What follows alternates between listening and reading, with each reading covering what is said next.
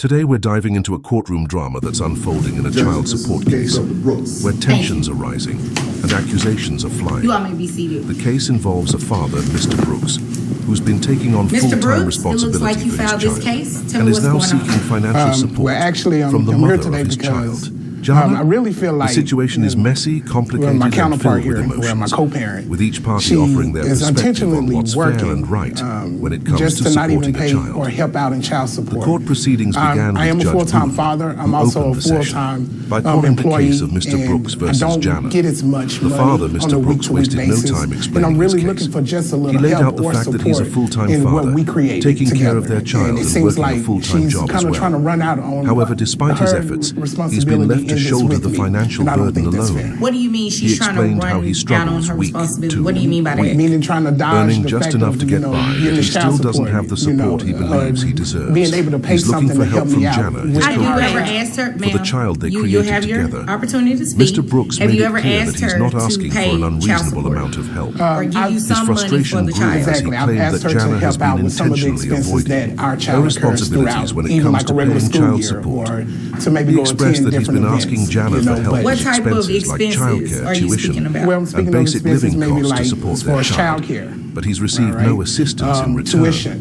His request, because I prefer according to that our him, child gets was maybe simple a and fair. better. He just wanted a little help. Unfortunately, he felt that Jana has been dodging her share of the responsibility. Judge Bunn listened carefully as she turned to Jana to hear her side of the story.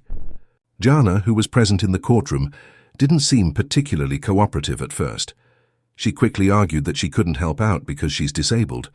She explained that she hurt her leg and is unable to work as she once did, which leaves her struggling financially.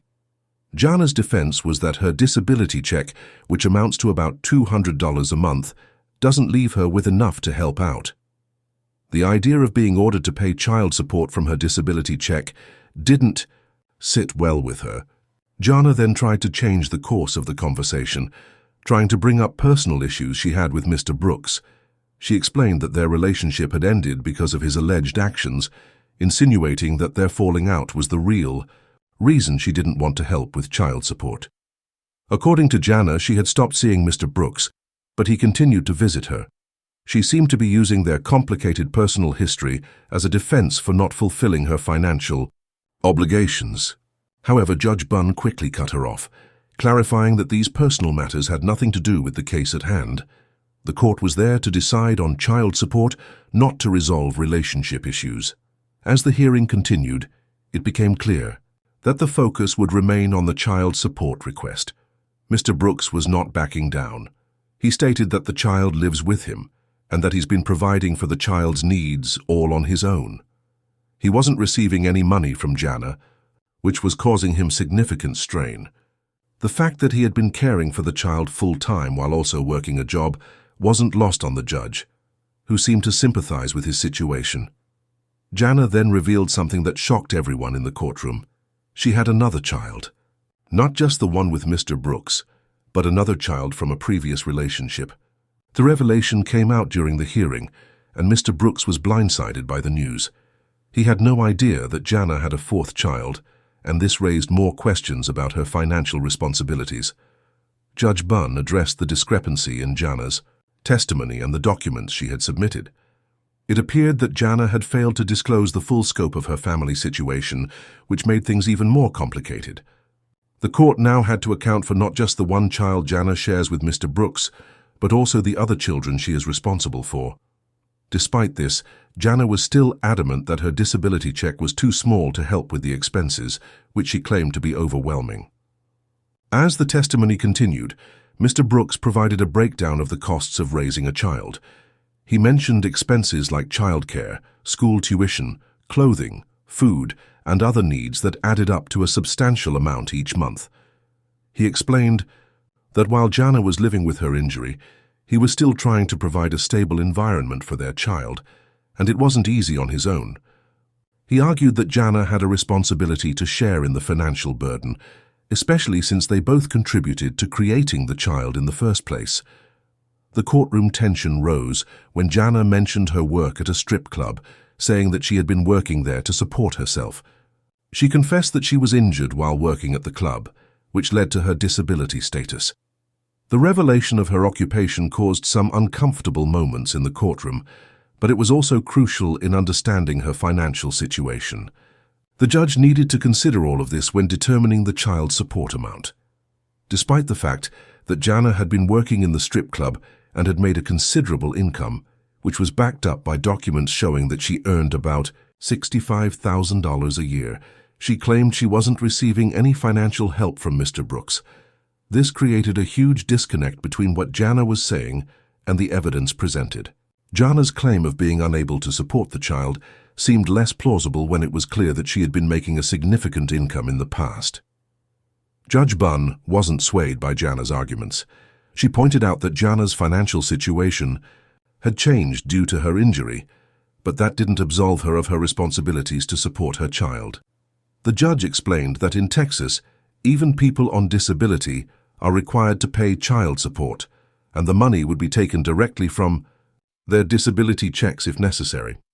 The judge laid out a payment plan, which would amount to $163.20 per month for child support, in addition to $108 for the child's health care insurance.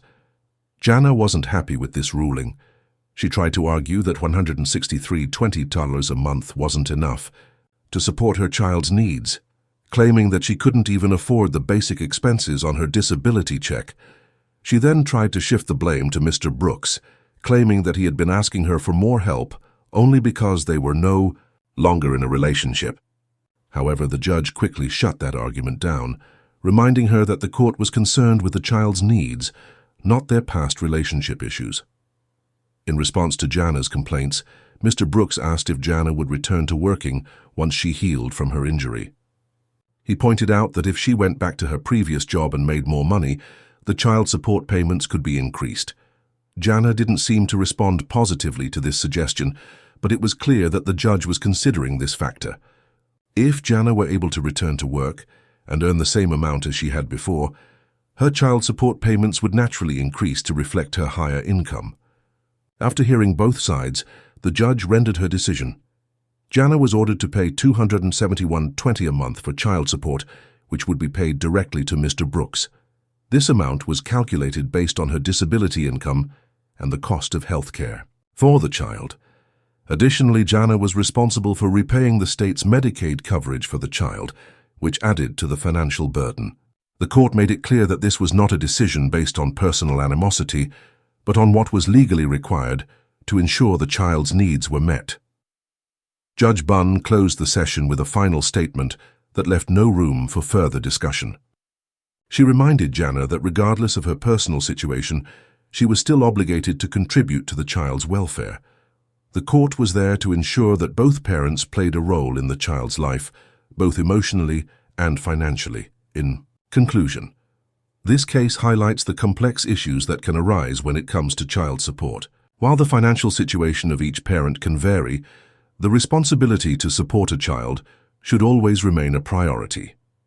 Despite personal disagreements and difficult circumstances, both parents are legally bound to share the costs of raising a child, and failure to do so can lead to legal consequences. Mr. Brooks' case shows the challenges many parents face when one party is unwilling or unable to contribute, but it also serves as a reminder that child support is not just about money, it's about ensuring a stable and supportive environment for the child to thrive.